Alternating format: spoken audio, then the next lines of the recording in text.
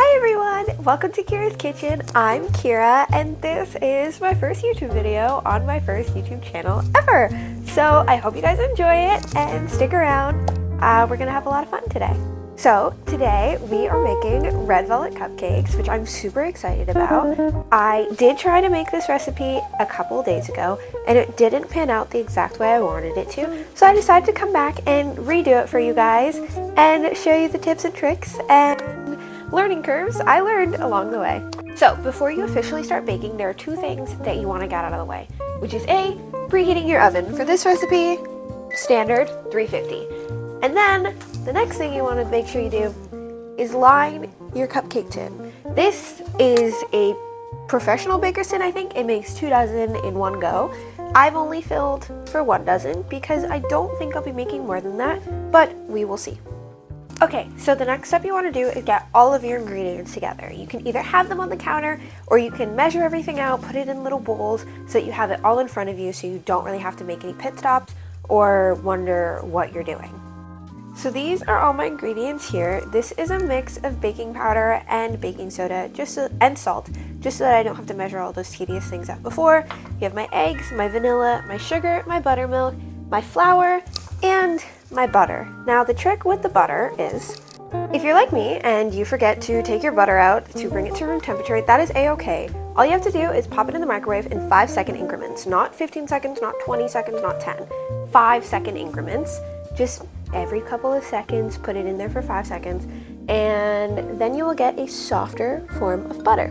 Then you just put it into your mixer and you whip it up, and then it'll eventually soften even more and form into a beautiful fluffy creamed butter. Now you probably noticed in my list of ingredients that I do not have cocoa powder, and that is correct. I do not have cocoa powder. I used some in my last recipe that I was making these red velvet cupcakes in. So we will be doing this one without the cocoa powder, but it will still be a red velvet cupcake, technically. One of your best friends in baking will be a large metal or glass bowl.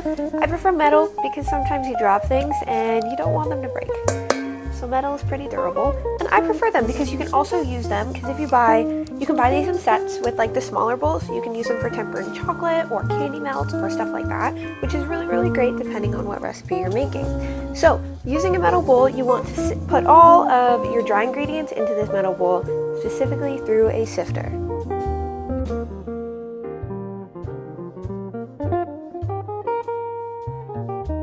When you have these little bits, I don't like to waste, so just take the back of the spoon and kind of run it over like that, and you should be all good. Then add the rest of your dry ingredients, which is your baking powder and your baking soda. Once it's all through your sifter, you're good to go. Once you sift all of your dry ingredients, you do want to whisk them up just a little bit. It's just so that they're better combined, so they're not combining in the bowl while mixing with the wet ingredients, because then sometimes they create little air pockets. You might get flour or salt or baking powder in there, and you don't really want that, especially once you start cooking your cupcakes. So now, moving to our butter. Some people like to cut it up into cubes. I just kind of throw it in there and let it do its thing for a little bit, and then we will add both the sugar and the rest of the dry ingredients. So I personally like to use a KitchenAid. I've been using one ever since I was a little girl, and it's just very reliable. This is obviously one of the older models, so it doesn't like flick up like the other ones, but it still works like a charm. You're gonna want to get your butter in there, all of it, making sure it's all relatively at the bottom of your mixing bowl. Then you just shift this part up and let her rip.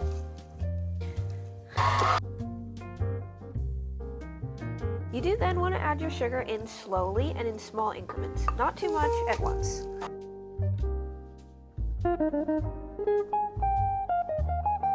Now once all your sugar is added, you do want to scrape down the sides a bit, just because the butter will pile at the bottom, and then you don't want, clumps of butter mixed in with your batter, or have your batter mixed entirely on top of butter, because as someone who's had that happen, the aftermath isn't as much fun to deal with as you think.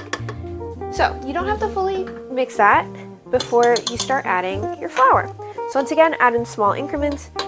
You really don't want to add too much at once, or else it will poof right back at you and into your face.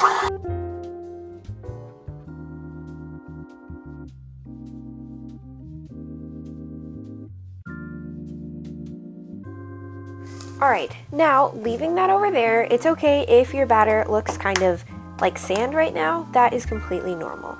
So you're going to want to crack your eggs, all 3 of them. Be careful not to get any shell in, but if you do, don't sweat it. You can take it out.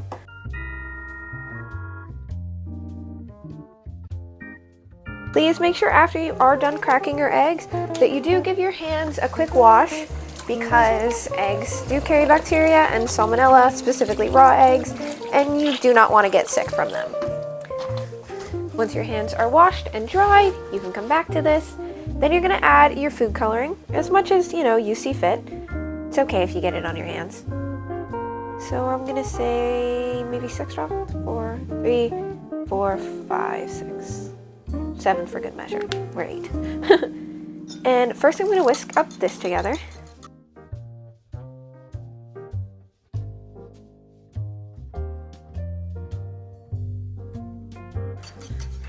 Then you want to add in your buttermilk.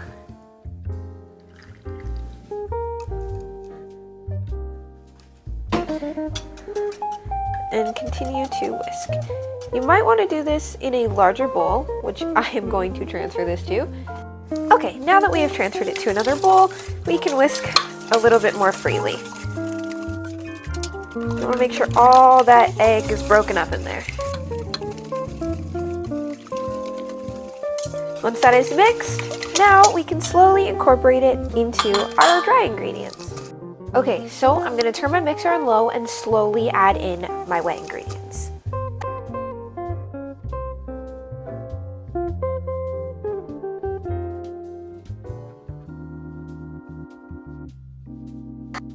Okay, it is obviously not fully incorporated yet, so once again, scrape the sides, make sure you get the bottoms.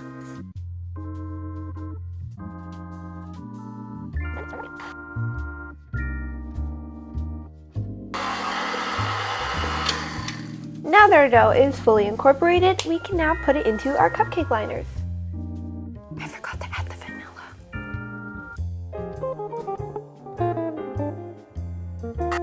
Now, for my favorite tool, the ice cream scooper. It works wonderfully when it comes to scooping out batters, and that's from like cookies to cupcakes. It works for everything.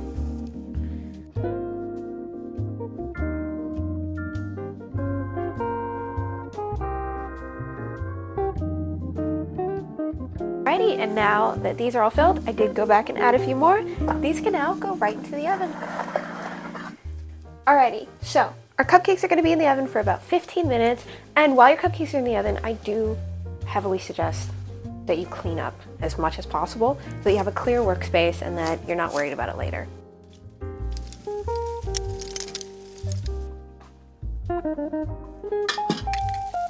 So while your cupcakes are baking, mine have about 5.5 more minutes, but while your cupcakes are baking, you can take this time, and while your cupcakes are cooling as well, you can take this time to make your cream cheese frosting.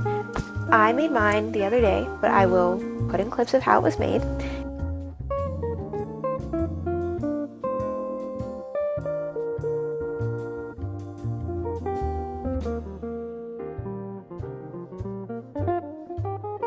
So now I'm going to be adding the icing sugar to my mixture, but before I do that, I'm going to add about 3 or 4 cups. And this is a sifter, different kind.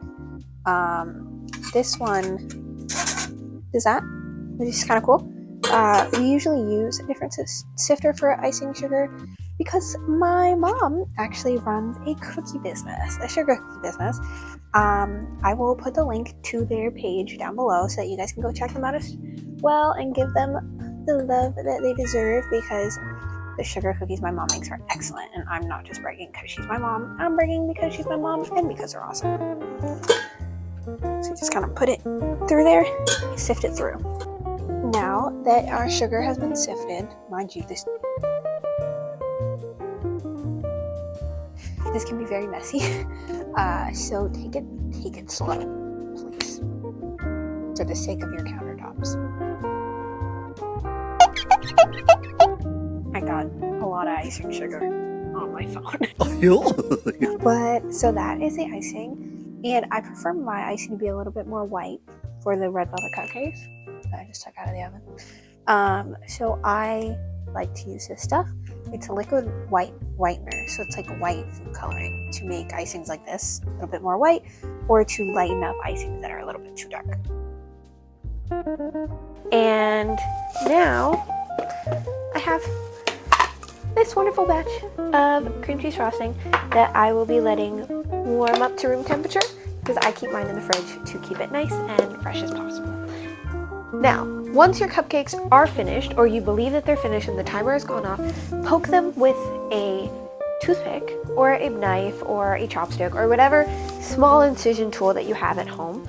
Poke them, and if they come out with like a lot of runny batter or too much cakey batter, then they're not done yet. Put them in for another 2 to 3 more minutes and then check them again. Once the toothpick comes out clean, you should be good to go. So our cupcakes are out of the oven. As you can see, they look great. I'm going to cover them and put them in the freezer so that they can cool faster, so that I can ice them today, because I am bringing them to a fun event tonight. And secondary thing, because I know there's definitely going to be people in the comments talking about, these aren't red velvet cupcakes. Yes, I know that. I said that in the beginning when I said red velvet cupcakes. So we'll be doing this one without the cocoa powder, but it will still be a red velvet cupcake, technically.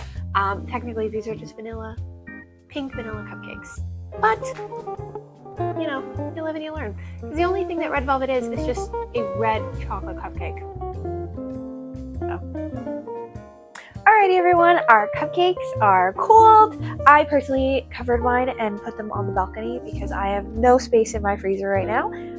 But if that's something that you want to do, feel free to do that. Any cold temperature, considering it's January, the outside is way cold enough to be able to make these nice and cool.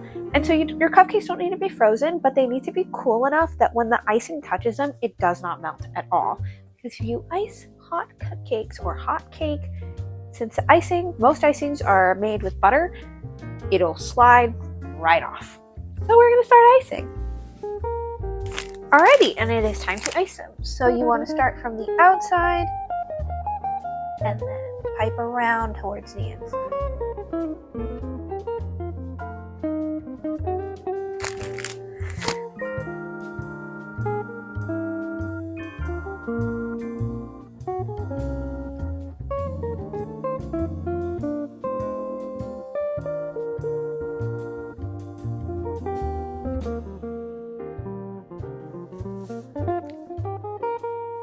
Like that, we have our cupcakes. One for the baker. Now that's what I'm talking about. Delicious. Thank you so much for watching, guys. I hope you enjoyed. Feel free to leave a comment, leave a like, let me know any tips and tricks you'd like to know, and feel free to leave recipes that you'd like to see me make down below. Thank you so much for watching. Bye!